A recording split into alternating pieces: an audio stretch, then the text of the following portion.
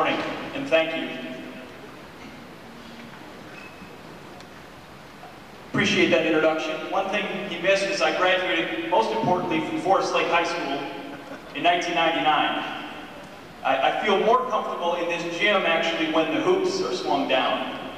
I played basketball there and had many tough battles against the Anoka tornadoes, so I'm just glad you let me in the building today.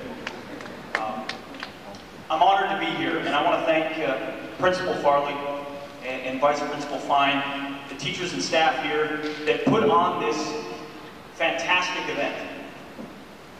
It is incredibly heartening, and I think I speak for the men and women sitting in front of me here, the veterans and families, when I feel it welling up in my eyes and in my heart, when I see the young people and the administrators and teachers appreciating and recognizing the service of our veterans. It means an incredible amount to me, and I know it does to them and to veterans of all generations. As he mentioned, I did serve in Afghanistan, in Iraq, and in Guantanamo Bay, but I can tell you my story is certainly not unique, and it's certainly not special, and there are so many more that have done so much more than what I have done. So I don't stand here deserving of any of the recognition that is given to me because I am wearing the uniform standing behind this podium.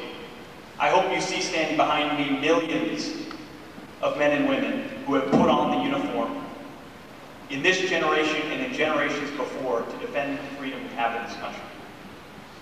Today we honor those men and women. We honor their story, and as he mentioned, we honor Veterans Day that used to be Armistice Day.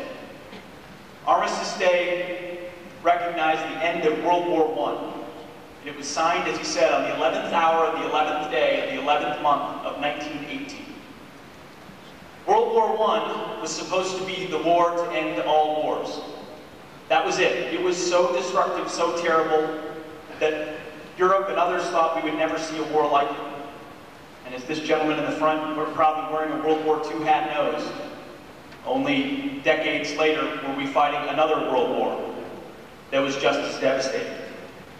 Shortly thereafter, General Eisenhower recognized Armistice Day as Veterans Day, that we should honor veterans of all generations, every war that this country has fought.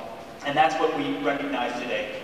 Their stories, and those men and women, what they born on the battlefield, what they saw, what they did in those conflicts, are why we recognize Veterans Day. And we will never forget it.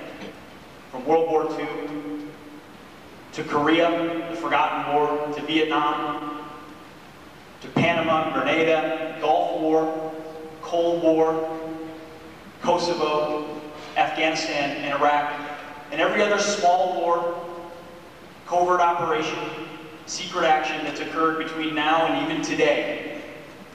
And the 68,000 men and women that are still on the battlefield in Afghanistan right now as we speak. Probably graduates of Anoka High School, Forest Lake High School, laying in the dirt, cold, hungry, scared, fighting for us. That's what Veterans Day is all about. Remembering what they're doing, what they did, and those who gave everything, every last measure of their breath for this country, for the freedom we share.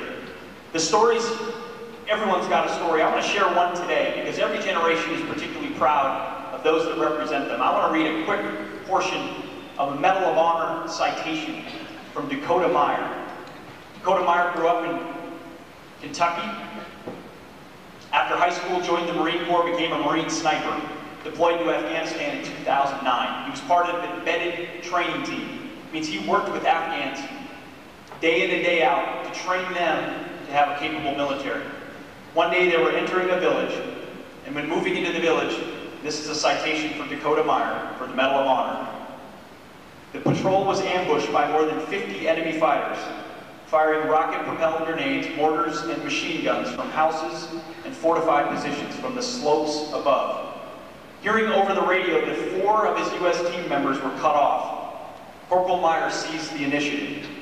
With a fellow Marine driving with one other person, remember 50 enemy fighters, Corporal Meyer took the exposed gunner's position. He was the gunner on top of the truck.